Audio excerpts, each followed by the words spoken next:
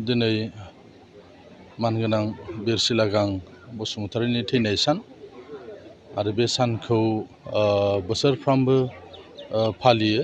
बाव थानाय ट्रास्ट आरो बे ओनसोलनि रायजो राजाफोर दतमा दखरा दुलाराय बर' फरायसा आफाद ज' जानानै गोबाव समनिफ्रायनो फालिबोबाय थादों आरो जोंबो गोलाव सम बे हाबाफारियाव बाहागो लाबोदों। दुलाराय बर' फरायसा आफादनि आङो क'क्राझार जिल्ला एबसुनि बिबानगिरि थानाय समनिफ्रायनो दिनैसिम मोनफ्रोमबो हाबाफारियाव फैनानै जों बिबार बावफैयो। देग्लायबो बेबायदिनो जोङो बे हाबाफारियाव जोङो बाहागो लाफैदों। दानि Btr सरकार बे Btr सरकारनि मानगोनां चिफ प्रमद बर' बिथाङा बे मांखरसालिखौ गोदानै फाहामफिननायनि थाखाय माखासे हाबाफारि बेयाव लादों। बिनि मुसुखाबो बेयाव फसंना होनाय जाबाय आरो हाबदान जानानै थानाय जि न' बेखौबो मावफुंनो थाखाय बिथाङा बेहाय अनसुंथाइ होदों। आरो बेजों लोगोसे नोंथांमोना बयबो मिथिबाय जे दाख्लैनि BTCनि जिथु काउन्सिल बे काउन्सिलनि EC एक्जिकिउटिभ जि काउन्सिल बे काउन्सिलाव डिसिसन लानायखौ नोंथांमोना नुदों जे जोंनि BTC ओनसोलाव थानाय जि 40 गं जि समस्तिफोर दङ, मोनफ्रोमबो समस्तियाव बिर सरक बसुमतारीनि मुङाव दायो माने स्टेडियाम जासिगोन। बेखौ फोसावनायबो जाखाबाय।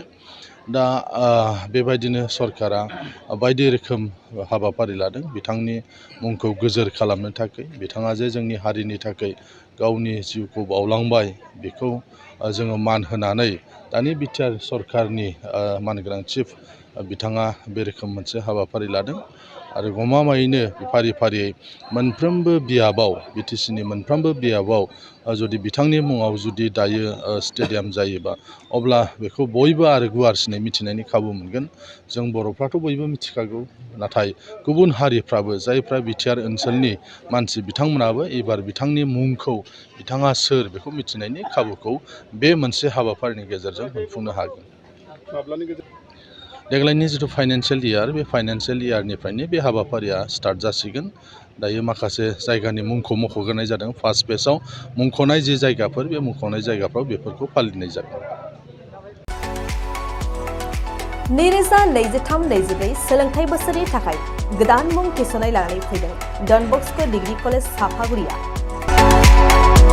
देग्लायनिफ्राय डन बस्को डिग्री कलेज साफागुरियाव बेचलर अफ आर्ट्स एबा BA नि सेथि सेमिस्टारनि गोदानै मुं थिसननाया दायो सोलिगासिनो दं।